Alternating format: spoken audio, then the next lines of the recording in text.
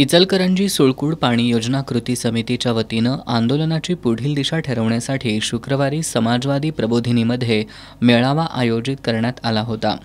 या मेळाव्यात बोलताना कृती समितीचे प्रमुख प्रताप होगाडे यांनी आमदार खासदारांना पाणी योजनेचा विषय सोडवण्यासाठी संधी देऊनही त्यांनी ती गमावल्याचं सांगितलं।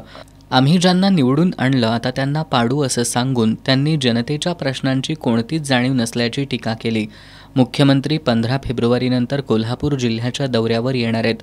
त्यांना काळे झेंडे दाखवले जाणार असून त्याची जागा लवकरच ठरवली जाणार असल्याचं होगाडे यांनी सांगितलं। शशांक बावचकर, मदन कारंडे यांनी आमदार प्रकाश आवाडे आणि खासदार धैर्यशील मानेंवर टीका केली। रमेश पाटील यांनी पाणी प्रश्नावर सोमवारपासून आंदोलन करणार असल्याचं सांगितलं। यावेळी राहुल खंजिरे, नितीन जांभळे, पुंडलिक जाधव, प्रकाश मोरमाळे, सयाजी चव्हाण, भरमा कांबळे, विकास चौगले आदी उपस्थित होते।